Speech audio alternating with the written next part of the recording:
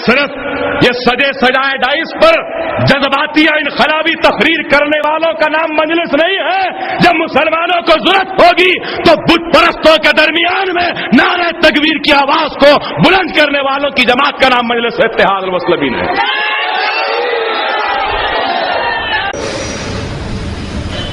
अभी मुझसे पेशतर मुखर्रिर ने कहा कि सालार कहते थे कि दिफा करना है।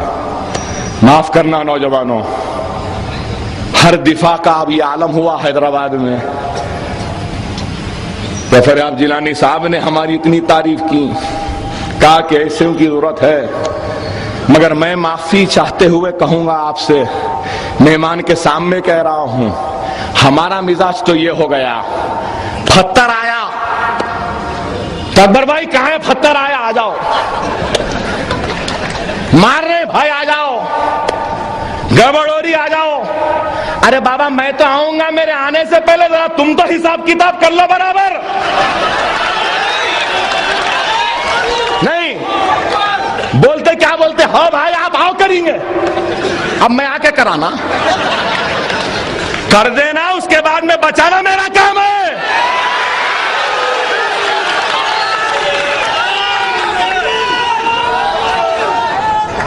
अरे यूसुफ अलैहिस्सलाम की सुन्नत है जेल, डरते क्यों हो?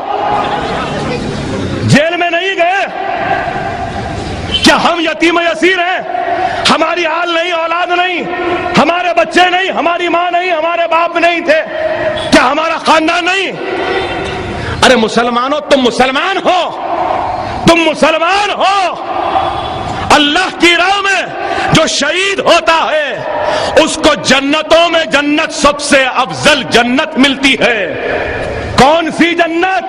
सबसे अफजल जन्नत मिलती है। और जन्नत कैसी रहती है कि जन्नत में अगर कोई रो रहा है तो मतलब वो तो नामुमकिन सी बात है, भूल जाता है, दुनिया को भूल जाता है, औलाद को, बीवी को, बच्चों को, दुनिया की खूबसूरती को, हुस्न को, खाने को, मजे को, सब कुछ भूल जाता है जन्नत में जब जाता है। जन्नत है वो। लेकिन जन्नतों की जन्नत सबसे अफजल जन्नत में शहीद जाता है। और जब शहीद जन्नत में जाता है, सुनो मुसलमानों, सुनो इस बात को, जब जन्नत में वो जाता है शहीद अफजल जन्नत में, तो अल्लाह पूछता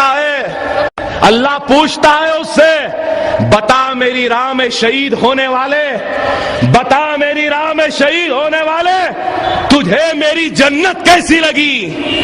तो अल्लाह की राह में शहीद होने वाला बोलेगा, ऐ अल्लाह तू मुझे फिर से दुनिया में भेज ताकि मैं फिर से तेरी राह में शहीद हो सकूं, क्योंकि तेरी राह में शहीद होने में जो मजा है वो मजा तेरी जन्नत में भी नहीं है, वो मजा तेरी जन्नत में भी नहीं है। तो फैसला तुम लोग कर लेना। अल्लाह मुझे तो मौका दे दे, बस एक दुआ है मेरी कि अल्लाह अगर मैंने एक भी नेकी की है, एक भी मर्तबा इन मुसलमानों की दियानतदारी से खिदमत की है, तो मुझे एक मौका अता फरमा दे कि मैं तेरी राह में शहीद हो सकूं।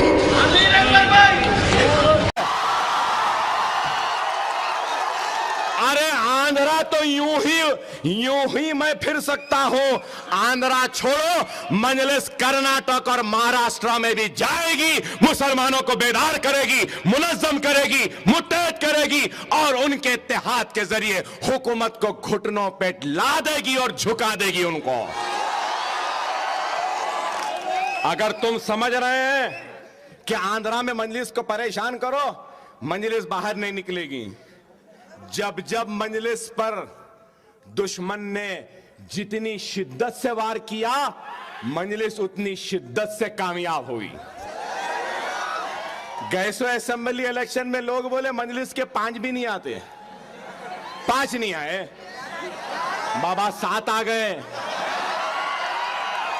अब इंशाल्लाह 7 से 14 हो जाएंगे और बताएंगे इंशाल्लाह ताला हम कामयाब होकर। मजलिस डरने और घबराने वालों की जमात नहीं है, लेकिन ऐ मेरे निजामाबाद के मुसलमानों, मैं तुमसे एक ही फरियाद करता हूं, अकबर ओवैसी तन्हा कुछ नहीं है, मेरी जबान में कोई ताकत नहीं, मेरी में कोई हिम्मत नहीं, मेरी ताकत मेरी हिम्मत मेरी जबान से अगर डरते हैं तो उसी वक्त जब आपका साथ मेरे साथ होगा। अगर आपका साथ मेरे साथ नहीं तो मैं कुछ भी नहीं। आप मेरा साथ दो, आप मेरा साथ दो, वल्लाह कहता हूं मर जाऊंगा, अपनी आखिरी खतरे खून तक तुम्हारा साथ निभाता निभाता इस दुनिया से चला जाऊंगा। अगर आंध्र प्रदेश में बीजेपी एक दो जगह जीत गई, महबूबनगर निजामाबाद, तो समझ रही है कि ताकतवर हो गई? नहीं, तुम कितने कमजोर है दुनिया देख लिया। असेंबली में मैं जो बोलना था बोल के निकल गया, तुम कुछ भी नहीं बोल सके। जो बोलना था बोल दिया ना मैं। आप भी डरो नहीं, घबराओ नहीं, मजलिस है, हम हैं, जब तक हम जिंदा हैं 2 घंटे तक आप मुकाबला करो, 2 घंटे के बाद हम आके मुकाबला कर लेंगे।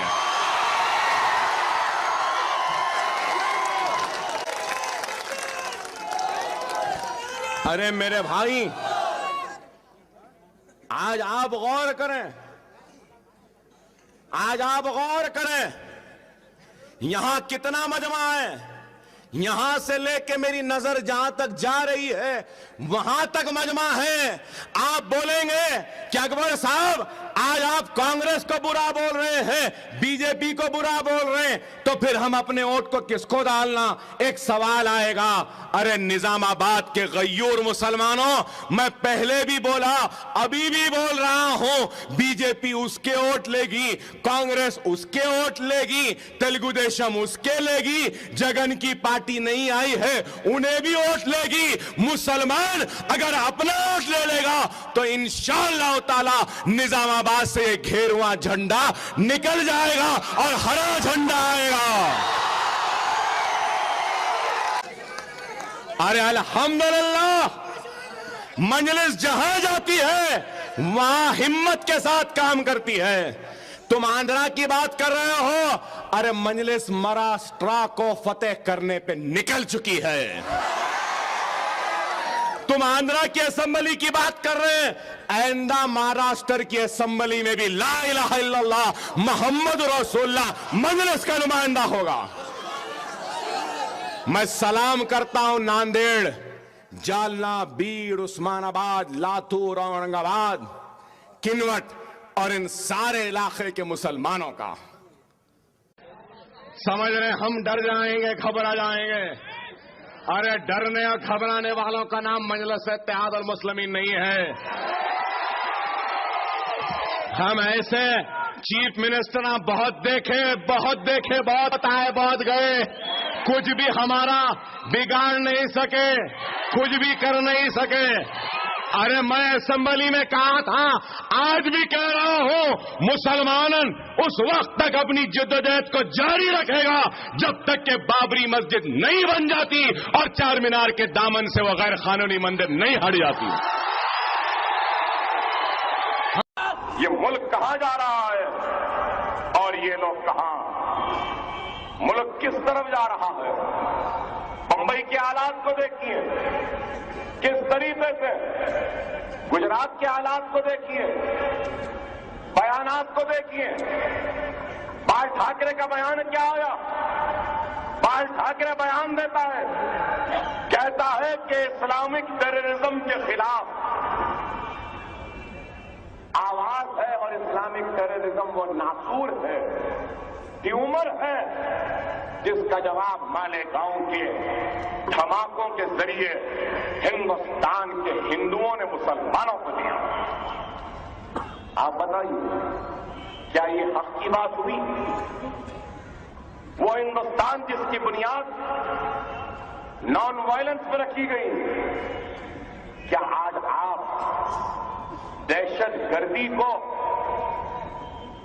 हक बेजानिब करार देंगे एक दूसरी दहशतगर्दी का जवाब देकर? मालेगांव में क्या हुआ? कौन से जिम्मेदार? साध्वी प्रज्ञा ठाकुर और आर्मी के ऑफिसर आरडीएक्स लाते हैं, धमाका लगाते हैं। अरे इनकी मजम्मत करनी चाहिए थी, लेकिन मजम्मत नहीं की, कहा कि हक पे जानिब है। एक तरफ ये, तो दूसरी तरफ गुजरात के फिसादात पर नानावती कमीशन की रिपोर्ट क्या आई? नानावती कमीशन की रिपोर्ट कहती है कि अगर गोधरा नहीं होता तो गुजरात नहीं होता। मतलब ये कि गुजरात के फिसादात की वजह गोधरा के जलते हुए ट्रेन है, गोधरा के वाकयात की वजह से अहमदाबाद और दूसरे गुजरात के फिसादात को हक पे जानिब खड़ाया। कोई है आवाज बुलंद करने वाला? अरे आज लोग कहते हैं कि गोधरा की ट्रेन के बारे में लालू प्रसाद की मिनिस्ट्री की क्या रिपोर्ट है कि गोधरा की ट्रेन बाहर से नहीं जली, अंदर से जलाया गया, लेकिन ये कहते हैं कि मुसलमान जलाए। आप बताइए, अक्षरधाम का वाकया हुआ, अक्षरधाम की मंदिर में दहशतगर्द घुस गए, हिंदुस्तान की एनएसजी की फोर्स और सारे फोर्सेस अक्षरधाम की मंदिर में गए, अंदर गए और अंदर जाकर आपको याद दिलाऊं कि मैंने अपनी तकरीर में उस वक्त भी कहा था कि अक्षरधाम की मंदिर में कौन थे? मंदिर खाली हो चुकी, पुजारी नहीं थे, कोई बुतों की परस्तिश करने वाले कोई लोग नहीं थे, कोई भी नहीं, सिर्फ दहशतगर्द थे। एनएसजी गई, दर दर दर दर दर दर दर करी मारी, खत्म हो गई। अक्षरधाम का एक्शन खत्म हो गया, बोले साले दहशतगर्द मर गए। अरे एक को तो भी जिंदा पकड़ना था। हजारों लोग ये रकम थे, नहीं थे, 100 लोग थे, कोई 8-10 लोग थे, नहीं थे, मंदिर खाली हो चुकी थी। अरे वो लोगों ने घुसकर एक एक को चुन चुन कर मार दिया। इसलिए मारा कि मैं आज कहता हूं किसी के बाप का डर नहीं है, किसी की भी मुझे परवाह नहीं है इस हक को अदा करते हुए। अक्षरधाम की मंदिर में जाने वाला कोई कश्मीर का दहशतगर्द नहीं था, कोई अल-कायदा का दहशतगर्द नहीं था, कोई लश्कर तैयबा का दहशतगर्द नहीं था, बल्कि एक गुजरात की लुटी हुई इस्मत वाली बहन का भाई था, एक गुजरात की लुटी हुई इस्मत वाली मां का बेटा था, गुजरात के चलते हुए बस्तियों का एक गुजारा था।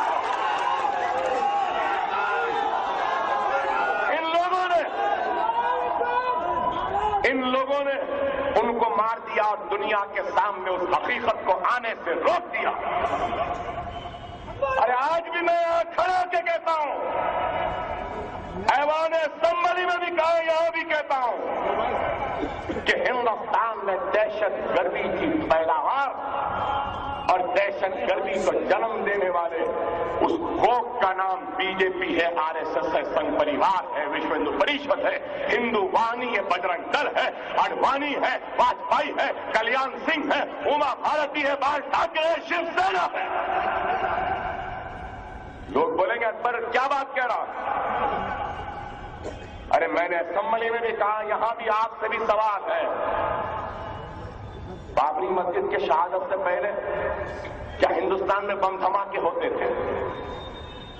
कोई टेररिस्ट आते थे, कोई लश्कर का नाम था, कोई अल-कायदा का कोई नाम था, कोई मुजाहिदीन थे, कोई इंडियन मुजाहिदीन थे, कोई स्टूडेंट इस्लामिक मूवमेंट था। अरे कब से आया? बाबरी मस्जिद के शहादत के बाद आया। तो वो लोग क्या जिम्मेदार नहीं है जिन्होंने बाबरी मस्जिद को शहीद किया? अरे बाबरी मस्जिद शहीद न होती, मेरे सर और सीनों पे गोलियां न चलती, मेरे मासूम बच्चों के गलों पे छुरियां न चलती, मेरी मां और बहनों को बराना परेड न किया जाता, मेरी इस्मत को न लूटा जाता, मेरी आबरू को न लूटा जाता, मेरे बूढ़े बाप के खानों पे नौजवान भाई की मैयत का बोझ न डाल दिया जाता, मेरे बस्तियों को न जलाया जाता, मेरे कारोबार को न जाता। खुदा की कसम हिंदुस्तान में दहशतगर्दी नहीं होती। ये मैंने असेंबली में कहा। क्या बात गलत है? आप बताइए। आज अखबारात लिख रहे हैं कि अकबर ओवैसी की तकरीर पर पाबंदी होनी चाहिए, कैसेट लेकर आके देंगे। अरे कैसेट दे दो, तुम खुद चले जाओ। अरे अकबर ओवैसी ये बात मुस्लिम बस्तियों में नहीं, असेंबली में बोला तो वहां किसी की मां नहीं जानी, तुम रोकेंगे? अरे आज तकरीर की कैसेट बंद कर देंगे, हाईकोर्ट में देंगे, बुला करेंगे। क्या मैंने असेंबली में जो कहा गलत कहा मेरे भाई? मैंने कहा कि हिंदुस्तान के वो भटके हुए नौजवानों को जो सिस्टम से नाराज हैं, उनकी नाराजगी को दूर करने का वक्त है। वो नौजवान जो हाथों में हथियार उठाकर जमहूरियत के रास्ते से हटकर दहशत के रास्ते पर आया है, उन नौजवानों के एतमाद को बहाल करना है। उन नौजवानों को हिंदुस्तान के जमहूरियत के दायरे में लाना है। हिंदुस्तान के कानून पर उनको कामिल एतमाद और भरोसे को पैदा करना होगा, और वो पैदा उस वक्त होगा, उसी वक्त होगा जिस वक्त अफजल गुरु के साथ अडवाणी बाल ठाकरे को भी बाजू के तख्ते पर फांसी में लटका दिया जाएगा। उस वक्त उनका एतमाद बहाल होगा।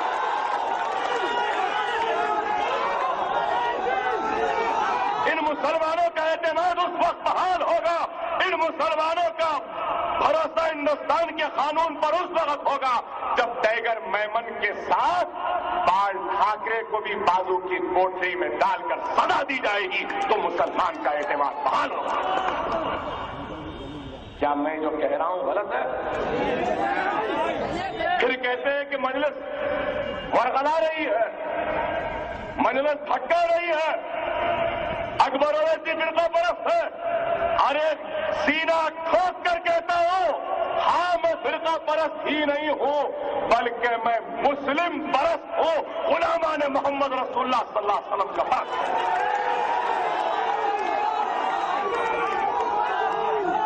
किसी के बाप का डर नहीं है, मुसलमान हूं, मुसलमान के दरवाजे पर भिखारी बनकर दस्तक देता हूं, उनके घरों के सामने भिखारी बनकर इत्तेहाद की खैरात मांगता हूं, मुसलमानों का लीडर हूं, मांगता हूं तो मुसलमानों से मांगूंगा, और मुसलमानों से ही मांगता मांगता इस दुनिया से रुखसत हो जाऊंगा।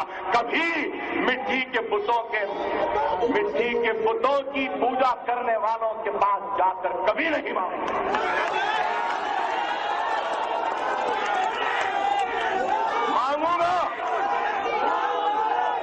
मांगूंगा तो अल्लाह से मांगूंगा, मांगूंगा तो रसूलुल्लाह सल्लल्लाहु अलैहि वसल्लम से मांगूंगा, मांगूंगा तो रसूलुल्लाह सल्लल्लाहु अलैहि वसल्लम के गुलामों से मांगूंगा, मांगूंगा तो आशिक रसूलों से मांगूंगा, मांगूंगा तो सिर्फ ला इलाहा इल्लल्लाह मुहम्मद रसूलुल्लाह कलमा पढ़ने वालों से मांगूंगा। अकबर ओवैसी कभी शेरवानी पहनकर, चेहरे पे दाढ़ी बांधकर, सर पे टोपी पहनकर लाल दरवाजे के बोनाल जुलूस पर मुबारकबाद नहीं देगा। कभी मुसलमान कुरान की आयतें पढ़ कर हदीस बयान करके बुतों के मनादिरों में जाकर बैठकर उन बुतों को मांगने वालों से नहीं मांगूंगा। आज ये लोग सिर्फ मिल्लत में तफरीका, मिल्लत में इंतशार, नरसिम्हा राव की मौत के वक्त असेंबली में किस बेबाकी के साथ हमने तकरीर की, किस जाबाजी वो हिम्मत का मुजाहरा हमने किया, और ऐवान असेंबली में खड़े होकर कहा कि रेड्डी वो राव देख लो मुसलमानों को धोखा देने वालों का क्या हशर होता है, अगर तुम भी धोखा दोगे तो तुम्हारा भी वही हशर होगा जो नरसिम्हा राव का हुआ। हुसैन सागर के दामन में हुसैन शाह वली रहमतुल्लाह अलैह ने इस मरदूद को अपने बनाए गए उस तालाब में अल्लाह ने जलने भी नहीं दिया, आधा जला आधा नहीं जला, कुत्ते लोग चले जा रहे हैं। अरे यही मजलिस है जिसने ऐवान असेंबली में एक तारीख बनाई। लोग बोलते मजलिस क्या करी, मजलिस छोटी जमात, छोटी जमात, छोटी जमात बोल रहे जा रहे। मगर छोटी जमात की ताकत को आप भी नहीं देखे होंगे भाई, देखे होंगे लेकिन समझे नहीं होंगे। आज से दिसंबर के महीने में असेंबली हुई, दहशतगर्दी पे मेरी तकरीर हुई। तकरीर के बाद 9 बरस जो पार्टी 9 बरस हिंदुस्तान के लाल किले पर झंडा चढ़ाती आई, हिंदुस्तान के वजीर आजम रही, वो बीजेपी का एमएलए हमारी तकरीर के बाद कैसा फकीरों की तरह, भिखारियों की तरह स्पीकर के चैम्बर के दरवाजे के पास बैठा था। क्या छोटी सी जमात की ताकत नहीं थी? मुझे सिर्फ एक ही बात याद आती सालार की, जो सालार कहते थे कि सियासत हमारे घर की लौंडी रहती है। 1000 वर्ष से सियासत हमारे घर की लौंडी रह चुकी। अरे यही मुदब्बिराना सियासत वो दूरंदेशी का नतीजा है कि कैसा बीजेपी का एमएलए स्पीकर के चैम्बर के सामने बैठ के बोल रहा अकबर ओवैसी दहशतगर्दों की तारीफ कर रहे हैं, मजलिस दहशतगर्दों की जमात है, ये बीजेपी को दहशतगर्द बोल रहे हैं, आरडीएक्स वाले बोल रहे हैं, और ये कोई भी कुछ नहीं बोल रहा इनको बोल के बेबस होकर स्पीकर के चैम्बर के सामने, दरवाजे के सामने पत्थर पे जूता निकाल के बशीरबाग आदे शाह के भिखारियों की तरह बैठा हुआ। हर कोई बोलते अकबर साहब बड़े खतरनाक एमएलए थे, एमएलए खुला ये वो। नहीं भाई, मैं बहुत शरीफ हूं। ये मौजम खान साहब आप लोग समझते हैं बहुत शरीफ है, बहुत शरीफ है भाई, मगर बहुत बख्शे हुए भी है। यही मौजम खान ने क्या कहा था मुझे आके, कहा कि अकबर भाई हमारी कामयाबी है कि किशन बाहर निकल गया, भिखारियों की तरह बैठा हुआ है, अगर आप इजाजत दिए तो ये 1 रुपए का सिक्का डाल दे तो जा बैठे खा लेंगे। अरे उस वक्त कैसे आए हमारे आंख पर, आपको नहीं मालूम। जब मैंने दहशतगर्दी पर तकरीर की, BJP, TDP, CPI, CPM, TRS, जनता पार्टी सब मिलकर आए किसके पास? मेरे आंख पर नाचने लगे मेरे सामने। उस वक्त मेरा भाई मुमताज खां उठा और उठ के बोला मेरे लीडर को, हाँ चल जा, हैदराबाद है, अरे आया है, एक में जाएगा 2-4 टुकड़ों में, इधर आ रहा बोले। उनकी बोलने की देरी थी, उधर से अफसर खां कूद के आए। अफसर खां कूदे तो मौजम खां टेबल पर से ऐसा डाइव मार के गए हमारे लीडर पे, तो अहमद पाशा टोपी यूं करके पुराने शहर की मां बहन की जबान में शुरू हो पूरी असेंबली सन्नाटे में थी। छोटी जमात था भाई, 5 एमएलए थे ना, अल्हम्दुलिल्लाह 100 पे भारी थे। बाबू उठ के बोला अकबर साहब ये क्या तरीका है, आपके एमएलए, आपके पार्टी के एमएलए की जबान देखिए आपने। मैंने कहा कौन सी जबान है बाबू, तुम नहीं जानते, यही तो असल पुराने शहर की जबान है। स्पीकर मुझे क्या बोला, बुला के स्पीकर ने कहा अकबर साहब आप बहुत गलत तकरीर करें, बीजेपी टीडीपी सब जने बोल रहे हैं कि आप माफी मांग लो। मैंने कहा हम माफी मांगो, मेरा बाप नहीं सिखाया, मेरी जमात नहीं सिखाई, ना ही मुझे वोट देने वाला मुसलमान मुझे सिखाया कि उसके हक में उठने वाली आवाज के लिए माफी जाए। आपको कोई अफसोस नहीं? मैंने कहा कोई अफसोस नहीं, एमएलएशिप जाती जाने दो, असेंबली से निकाल दो, एमएलएशिप बर्खास्त करते कर दो, हमको परवाह नहीं है, माफी वाफी जाने का सवाल नहीं है, माइक दो, थोड़ा बहुत बच गया है जरा और बोलता। अरे हम इस खुददारी के साथ आगे बढ़ते हैं, बेबाकी के साथ। असेंबली में वो तकरीर किसके लिए थी?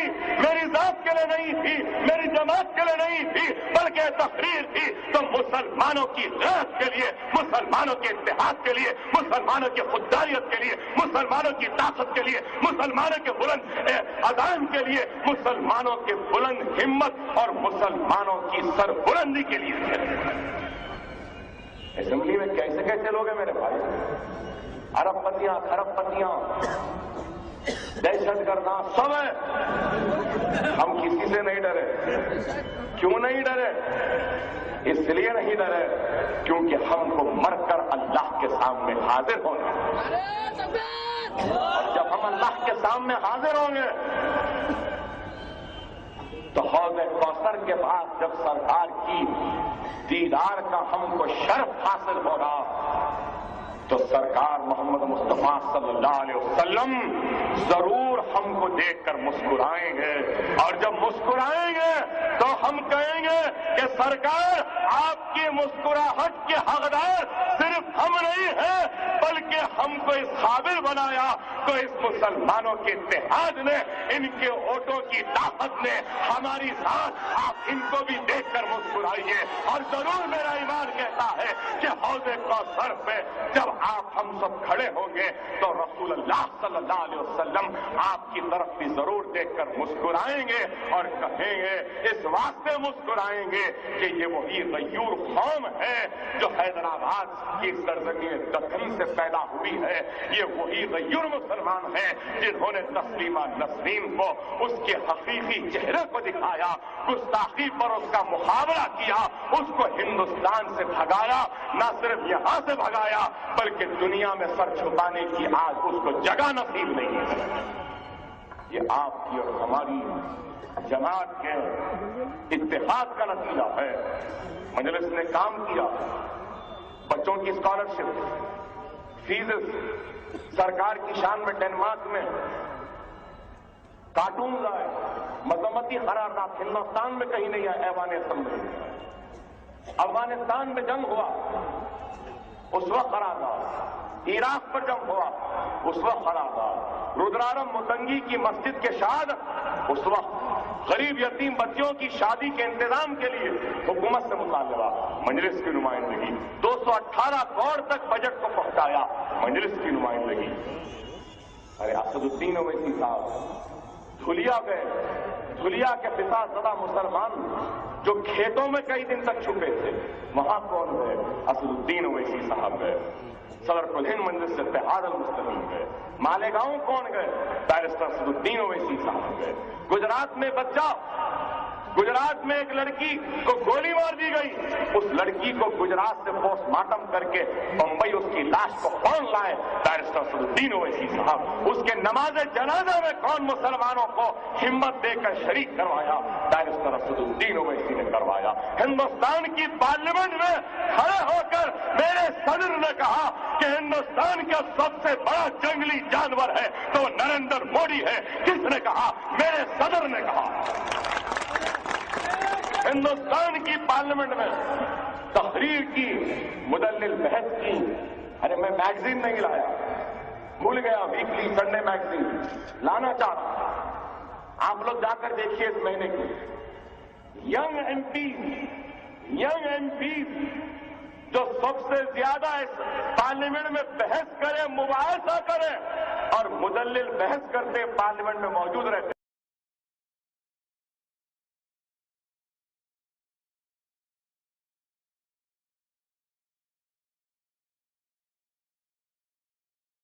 दो चार मिनट बाद में आता हूं भाई, आप लोग जो सुनना चाहते हैं आता हूं जरूर।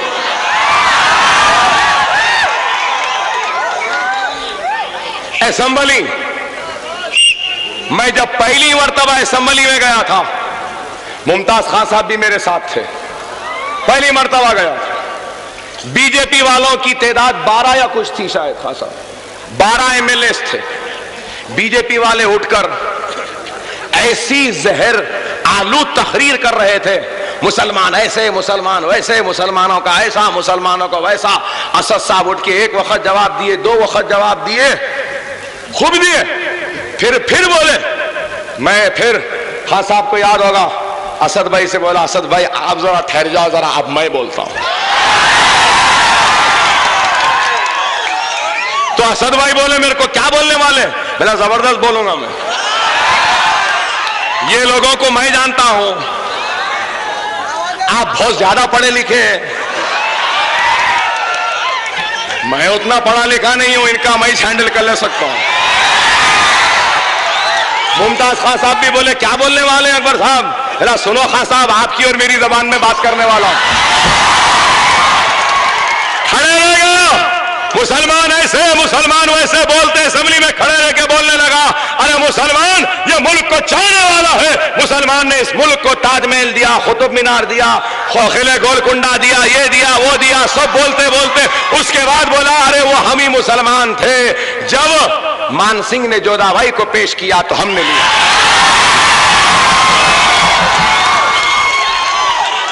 हमारी घर की बहू बनाया, मलिका हिंदुस्तान बनाया। सेक्युलरिज्म हमारे पास है। कुली कुतुब शाह ने भाग्यमती से मोहब्बत की तो उस मोहब्बत के नाम पे हैदराबाद बसा दिया। उसके बाद बीजेपी वाले उठ के बोले अकबर साहब की जबान देखिए क्या बोल रहे हैं, लिया दिया। असद साहब, मुमताज खान साहब बोले क्या क्या बोल रहे थे मियां? मैंने कहा अरे क्या बोला भाई? उठ के बीजेपी वाले बोले अकबर साहब का क्या मतलब है, ये क्या बोल रहे हैं? तो फिर मैं उठा बोला आपको समझ में नहीं आया बाल रेड्डी साहब? नहीं आया? नहीं क्या बोलना है? मैं बोला अगर समझ में नहीं आया तो अकबर आजम तो हाजिर है, मान सिंह बन जाओ, जोधा को पेश कर दो।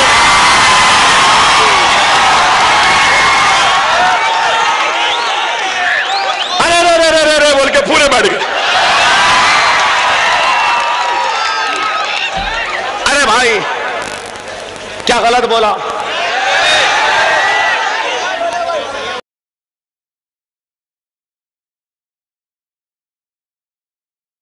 सामने बिच्छू है जो डसने के लिए, डंड मारने के लिए था।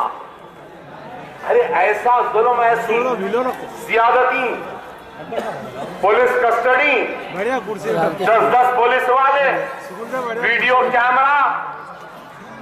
मोदी को ऐसा कहीं को बोले, मोदी को वैसा क्यों बोले? तो मोदी तुम्हारा सगा है। मोदी कौन है? मोदी किसी मेरे दोनों भाई की नहीं है, पूछो।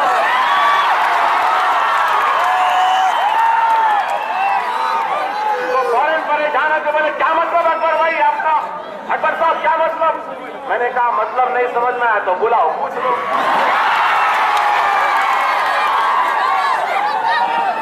पांच 10-10 ऑफिसर, कैमरा है, सोच रहे डर जाएगा।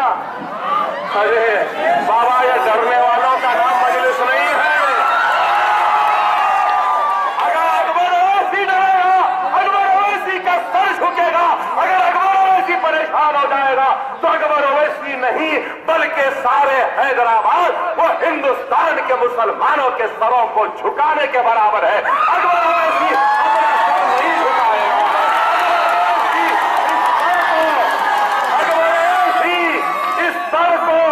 फांसी के तख्ते पर लटका देगा। मंजूर है लटकना इस गर्दन को सूली पर, लेकिन मंजूर नहीं है इस गर्दन को झुकना, क्योंकि ये गर्दन सिर्फ अल्लाह के सामने झुकती है।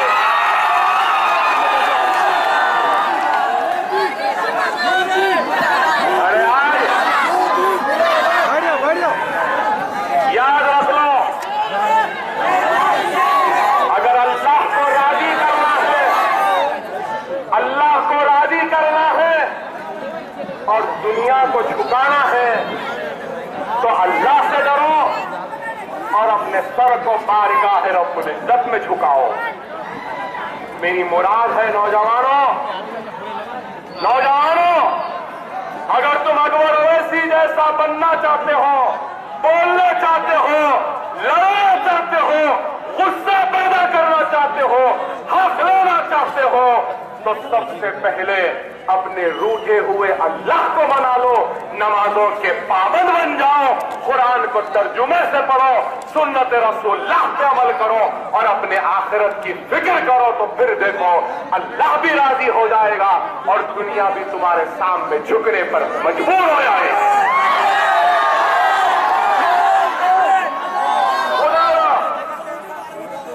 अपने रूठे हुए खुदा अल्लाह को मनाओ और अल्लाह की रजा को हासिल करो और अल्लाह को राजी रखना चाहते हो तो मसाजिदों को आबाद करो, नमाजों के पाबंद बनो। अगर नहीं बनेंगे तो फिर इसी तरीके से रिलीफ कैंपों में जिंदगी गुजारने पर ये बीजेपी आरएसएस संघ परिवार हमको भी मजबूर करेंगे।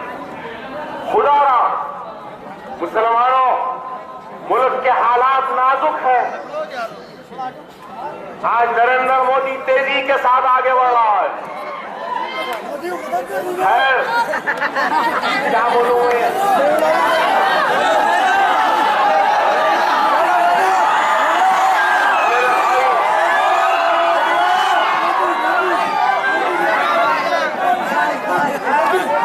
क्या हाल हो गया है इस मुल्क का? अब मैं बोलूंगा तो बोलेंगे अकबर साहब ऐसी बोलते, अकबर वैसी की आदत है बोलेंगे। क्या है बताइए? एक तरफ केतु है तो दूसरे तरफ पप्पू है।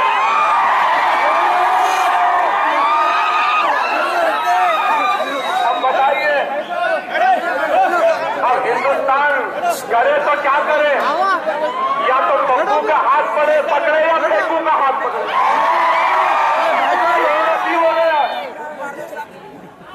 बाहर भी जाते नहीं क्या? पूछो। यहाँ पे लोग हैं मौजूद, नौजवानों शायद नहीं जानते। एक वक्त था हिंदुस्तान का एक वजीर आज़म, उसका नाम मुरारजी देसाई था।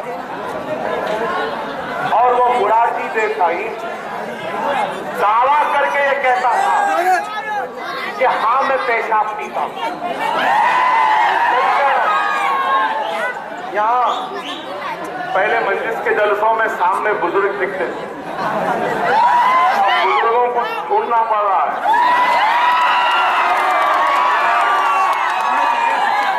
आगे आगे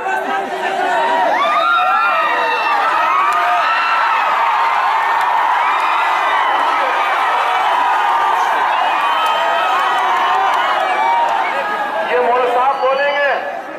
सालार अपनी तकरीर में उस वक्त कहते थे कि क्या वजीर आजम है हमारा मुल्क का जो पिंकोला पीता है? कैसे?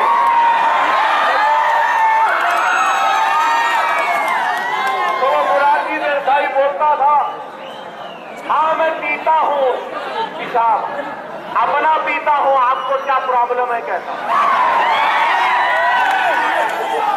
और ये नरेंद्र मोदी क्या कह रहा है? नरेंद्र मोदी कह रहा है पहले शौचालय बाद में देवालय। अब हिंदुस्तान के हिंदू राष्ट्र का हाल देखने वाले हिंदुओं से हिंदुत्व के एजेंडे को हकीकत में रूबे अमल लाने का ख्वाब देखने वाले उन हिंदुओं से पूछना चाहता हूं, क्या आप शौचालय बनाने वाले को वोट देंगे? खैर ये सवाल उनके वास्ते है, वोट। मगर मैं ये कहना चाहता हूं, जब एक पेशाब पीने वाला वजीर आजम बन सकता है इस मुल्क का, तो हमाम को पैखाने बनाने वाला क्या हिंदुस्तान का वजीर आजम बनने का काम नहीं ले सकता? बराबर से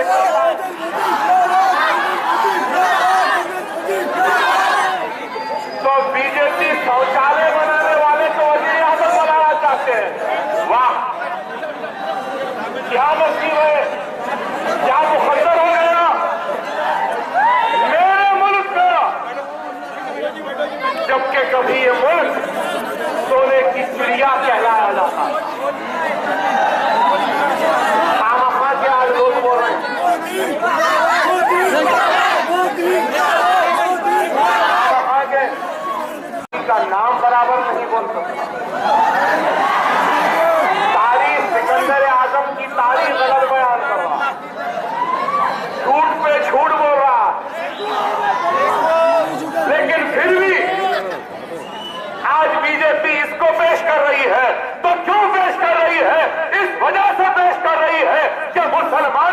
कत्ले आम का जिम्मेदार अगर कोई है तो ये नरेंद्र मोदी है।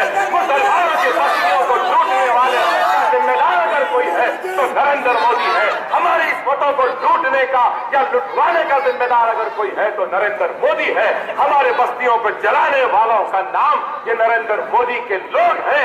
एहसान जाफरी फरियाद पे फरियाद करते रहे लेकिन उनको फरियाद पहुंचने नहीं दी, उसका नाम नरेंद्र मोदी। अरे आप बताइए क्या आज अकबर ओवैसी को गिरफ्तार करें? मैं पूछना चाहता हूं परवीन तोगाड़ी यादव क्यों नहीं करे? क्या करे? नहीं करे? आप बताइए। आज अकबर ओवैसी महाराष्ट्र जाना चाहता है तो पुलिस बोल रही है बताइए इजाजत नहीं।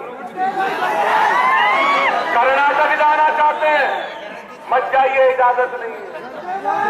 मुजफ्फरनगर जाना चाहता हूं नहीं जाने दे। हम नहीं जा सकते, वो जा सकते हैं। क्या ये इंसाफ है? क्या ये इंसाफ का तकाजा है? अरे कितने दिन रोकेंगे? देख लेंगे तुम्हारे रोकने में ताकत है या हम तुम्हारी रुकावटों को तोड़ के जाने वाले में ताकत है।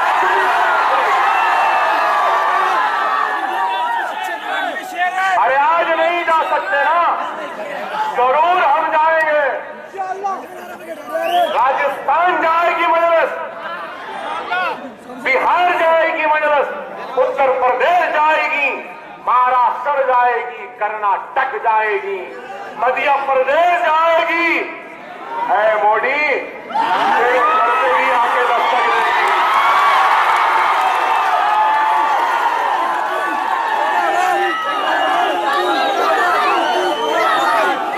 मुजफ्फरनगर में जो हुआ हम नहीं भुला सकते। मुजफ्फरनगर में हमारे बस्तियों को लुटाने वालों को, हमारी इज्जतों को लूटने वालों को तहनीयत पेश की जाती है। क्या ये कानून है? मेरी बात गलत नहीं है मेरे भाई। जो मुसलमान को तबाह करता, लूटता है, काटता है, उनको आगे बढ़ाने वाली जमात का नाम बीजेपी। अगर मेरी बात गलत है तो फिर मुजफ्फरनगर के जिंदाबाद को भड़काने वालों को बीजेपी के स्टेज पे बुलाकर तहनीयत व एजाजात से क्यों नवाजा गया था? मेरा सवाल है हिंदुस्तान के सेक्युलर अवाम से। मेरा सवाल है उन लोगों से जिनको अकबर ओवैसी बुरा दिखता है। मेरा सवाल है उनसे जिनको अकबर ओवैसी की तकरीर पसंद नहीं आती। मेरा सवाल है उनसे जो अकबर ओवैसी को नफरत अंगेज कहते हैं। मेरा सवाल है कि क्यों तुम खामोश थे जब मुजफ्फरनगर में बीजेपी वाले झूठी सीरीज के जरिए आग भड़का रहे थे, मुसलमानों की इज्जतों को लूट रहे थे। आप नहीं जानते, आज हिंदुस्तान का मीडिया छुपा रहा है, हकीकत को दबा रहा है। गुजरात में इतनी मुसलमानों की इज्जतें व इस्मतें नहीं लुटी जितनी इस्मतें हमारी मुसलमान मां और बहनों की गुजरात में लुटी। गुजरात से भी ज्यादा मुजफ्फरनगर में लुटी। इतनी इज्जतें लुटी। बेशक औरत की इज्जत को लूटने वालों को कड़ी से कड़ी सजा देनी चाहिए, दिलानी चाहिए।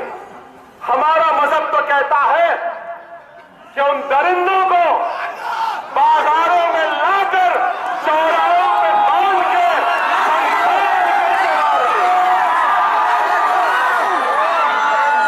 लेकिन ह्यूमन राइट मोमबत्तियां लेके निकलने वालों, इंडिया गेट पे मोमबत्तियां जलाने वालों, तुम्हारे जज्बे को सलाम करता हूं, कदर करता हूं, लेकिन उसके साथ साथ ये अकबर ओवैसी हिंदुस्तान के 25 करोड़ मुसलमानों की तरफ से उन सब से यह सवाल करता है कि गुजरात में जब मेरी इस्मत लुट रही थी तो तुम क्यों निकल के नहीं आए इंडिया गेट में? जब बंबई में मेरी इज्जत लुट गई, इस्मत लुटी, औरतों को बरहना परेड करवाया गया, तो क्यों मोमबत्तियां लेके गेटवे ऑफ इंडिया पे नहीं आए? कश्मीर में कश्मीरी मुसलमान मेरी मां, मेरी बहन की इस्मत को लूटते हैं दरिंदे, उस वक्त क्यों कोई उठ के नहीं आया? हमारी इज्जत नहीं है, हमारी आबरू नहीं, तुम्हारी इज्जत है, तुम्हारी आबरू है। तो अकबर ओवैसी फिर अपने गुस्से का इजहार करता है, करता रहेगा और इससे ज्यादा करेगा, इससे ज्यादा करेगा।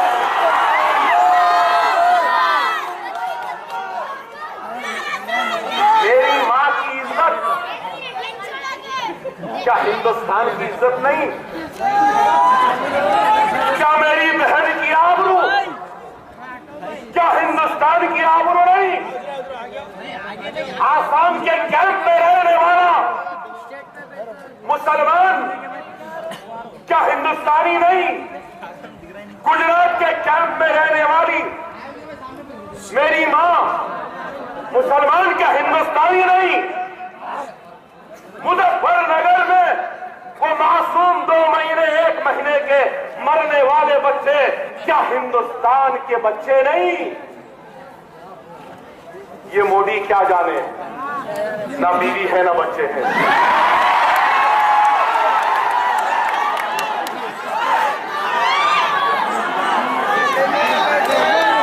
ना ही ये वाजपेयी जानते।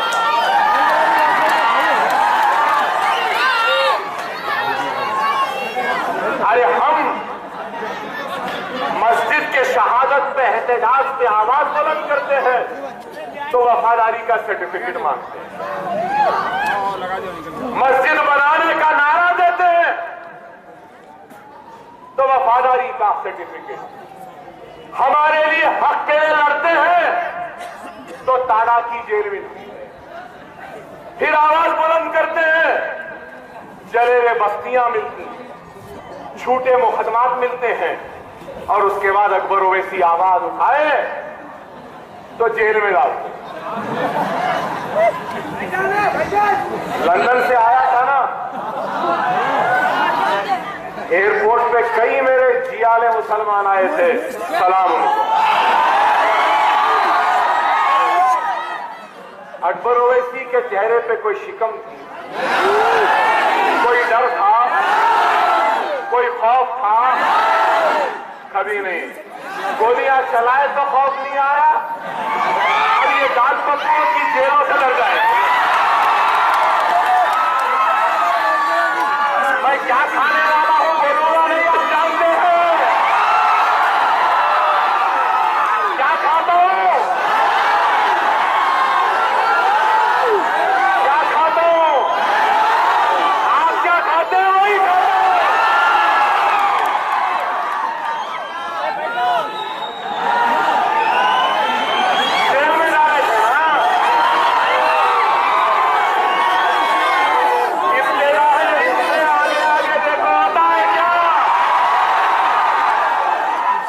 अभी तो सुनाना शुरू हुआ है, सुनने में बाकी है। अरे आज मैं आपसे यही कहूंगा कि अगर अकबर ओवैसी डरने या घबराने वाले का नाम नहीं है तो मुसलमान का भी डरता नहीं है, किसी से खायफ नहीं होता। दुनिया से डरने वाले को मुसलमान नहीं कहते, जो दुनिया को डराता है उसको मुसलमान कहते हैं।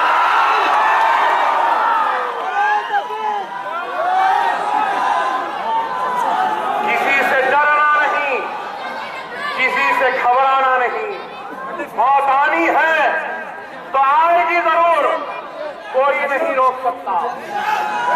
नहीं आनी है,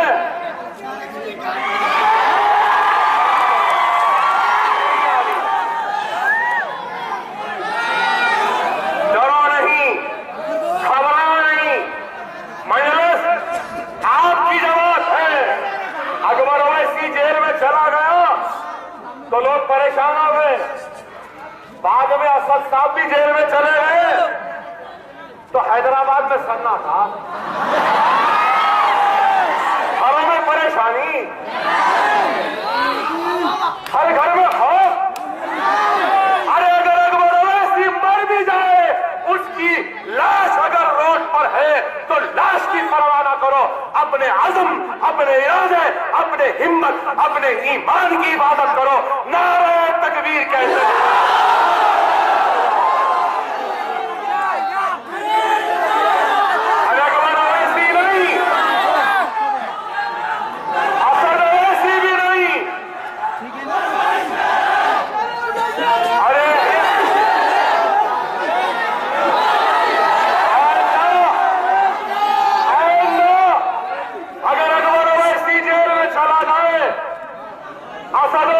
चले जाए तो तुम्हें वास्ता है अल्लाह का, तुम्हें वास्ता है रसूल अल्लाह का, तुम्हें वास्ता है शहदाए करबला का, तुम्हें वास्ता है औलिया अल्लाह का।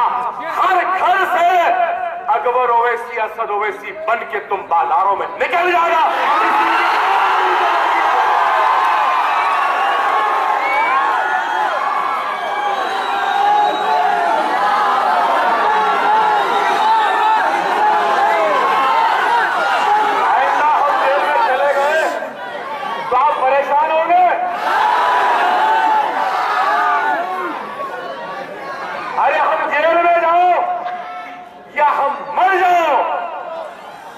इस्लामिया के विहार को कभी मजरू होने नहीं देना, मुसलमानों के अज़म को कभी झुकने नहीं देना, मुसलमानों के इरादों को कमजोर होने नहीं देना, जमात के परचम को कभी नीचा होने नहीं देना। ला इलाहा इल्लल्लाह मुहम्मद रसूलुल्लाह कहते हुए अल्लाह की बारगाह में सजदा रेज़ हो जाओ।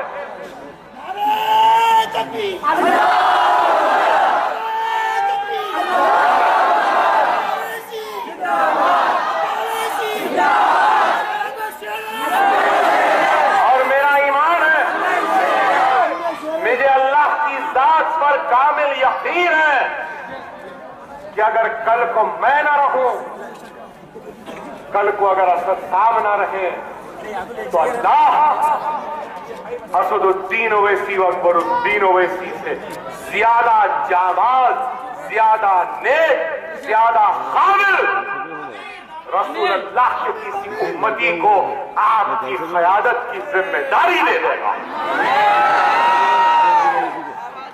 मजलिस रोज़े क़यामत तक आबाद रहेगी। दारुस्सलाम कभी भी रोन नहीं होगा, हम रहे या न रहे, दारुस्सलाम रोज़े क़यामत तक आबाद रहेगा, जगमगाता रहेगा। आज ये बात इसलिए कह रहा हूं कि नहीं मालूम कब तक अकबर ओवैसी जिंदा रहेगा। पहले तो मेरी सेहत ठीक नहीं है, अल्लाह बेहतर जानता है। हर सुबह दर्द से उठता हूं तो हर साल, हर रात दर्द के साथ बिस्तर को जाता हूं। आज से 3 दिन पहले 25 खय हुए, दिन भर दवाखाने में था, मुखातिब करने की आज तो ताकत भी नहीं थी, लेकिन एक रिश्ता है वल्लेपल्ली से, और वो रिश्ता है तो सालारे मिल्लत के सियासी जिंदगी के आगाज का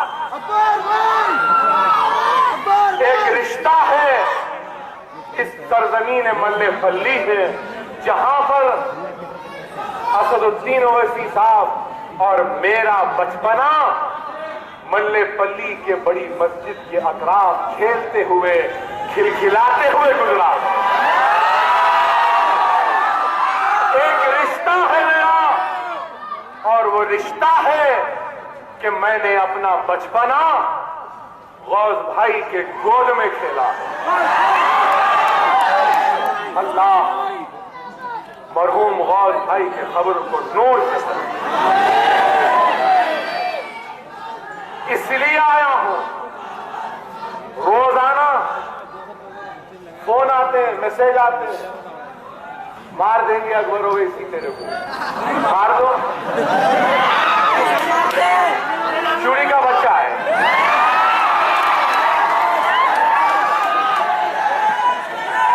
कौन कहां मारना चाहता है बोल रहे, अकबर ओवैसी वहां कर लड़ने तैयार है। अरे डरने वाला नहीं हो, गुजरात में मारना चाहते हो, ठीक है, बोलते गुजरात भी आने तैयार हो। महाराष्ट्र में तो ठीक है, आने तैयार हो। अरे डरने वालों का नाम मजलिस नहीं है, ये गयूर मुसलमानों का लीडर है, कोई कमजोरों का लीडर नहीं है। अरे हिंदुस्तान वालों, लाल बाजार हमारे शहर में, वहां पे चूड़ियां पहनाते हैं और मजलिस वाले हथकड़ियां भी पहनने तैयार हैं। आपसे यही कहूंगा, मुनज़्ज़म रहो, मुत्तहिद रहो, मजलिस इत्तेहाद मुस्लिमीन को मजबूत करो। शख्सियत की अहमियत नहीं है, जमात की है। मैं कह रहा हूं, आज सारा हिंदुस्तान उम्मीद की नजर से देख रहा है, तो मुझ पर नहीं, आप पर देख रहा। मुझसे उम्मीद नहीं, आपसे उम्मीद है। मुझसे आस नहीं, आपसे आस है। मुझसे तवक्को नहीं, आपसे है। अगर आपका इत्तेहाद कमजोर पड़ेगा तो हिंदुस्तान की उम्मीद टूट जाए, उनकी आस को ठेस पहुंचे। खुदारा मेरे भाई, आज सारे हिंदुस्तान से मुझे फोन आते हैं, 700, 800, बाद वक्त तो 1000 फोन आते हैं और यही बोलते हैं, भाई आप हमारे साथ आ जाओ। आगरे से बोल रहे हैं, आप आगरे से लड़ लो। मीरठ वाले कह रहे अकबर भाई मीरठ से लड़ लो। मुंबई वाले कह रहे मुंबई आ जाओ भाई, 3.5-4 लाख का मजमा आएगा। बिहार वाले कह रहे आ जाओ अकबर भाई, भागलपुर से लड़ लो। लेकिन अकबर ओवैसी कह रहा है कि नहीं, ना मुझे पहले इख्तिदार की लालच थी, शौक था, ना आगे है। इख्तिदार से मुझे कभी दिलचस्पी रही नहीं। अकबर ओवैसी वोटों के जरिए जीत कर लीडर बनने वाले का नाम नहीं है, अकबर ओवैसी मुसलमानों के दिलों को जीतने वाले लीडर का नाम है।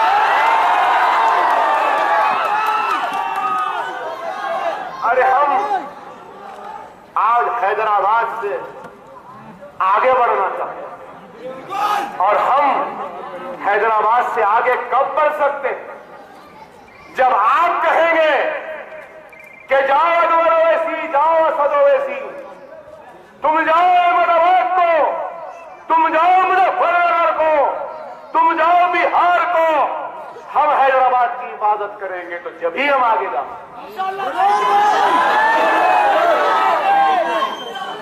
आप करेंगे ना हैदराबाद की हिफाजत? आप मजलिस को कमजोर होने नहीं देंगे ना?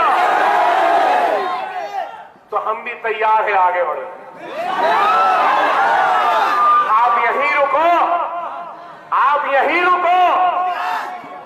हम हिंदुस्तान के मुसलमानों के दिलों को फतेह करके आए।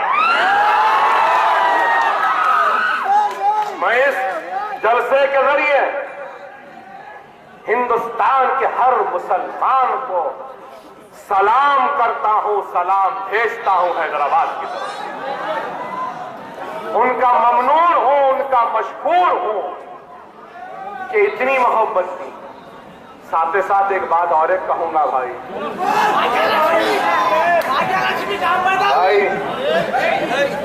अब मैं तकरीर कर रहा हूं तो भी फोन बज रहा है। देखिए 54 मिस कॉल भाई, जरूरी है तो हाथ जोड़ के कह रहा हूं, जरूरी है तो फोन करो। मुझे फोन आता भाई खैरियत जी अल्हम्दुलिल्लाह भाई, फिर पूछते क्या हो रहा भाई, तब क्या जवाब दूं, फिर पूछते भाई खाना हो गया, हो गया, और क्या कर रहे भाई। तो मेरे भाई आपसे दरखास्त है कि जब जरूरत है, जरूरी है तो बेशक फोन करिए, मगर इतना फोन बजने से छिड़छिड़ाहट आ जाती है। जरूरी है तो करिए। खैर बहरहाल आप तमाम से यही कहना है कि मुनज़्ज़म रहिए, मुत्तहिद रहिए। वक्त का तकाज़ा है कि आज एक तरफ सेक्युलरिज्म है तो दूसरी तरफ हिंदुत्व ताकतें हैं। तो हमको कोशिश करना है कि हिंदुस्तान के सेक्युलरिज्म को बचाना है, मजबूत करना है और हिंदुत्व ताकतों को शिकस्त देनी है। वक्त का अहम तकाज़ा है कि हम मुनज़्ज़म रहें, मुत्तहिद रहें।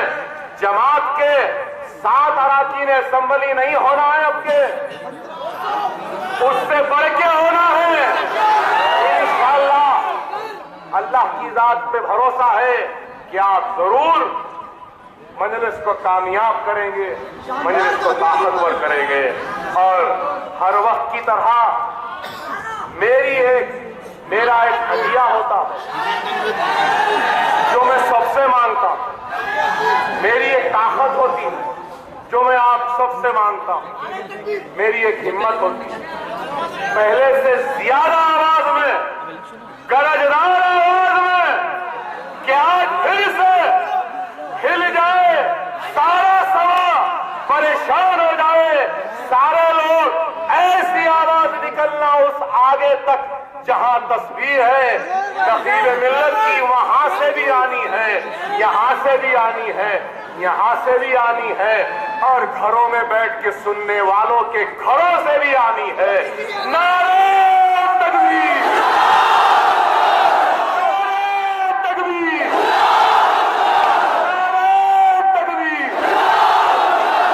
इंशाअल्लाह ताला और जलसे होंगे और मुलाकातें होंगी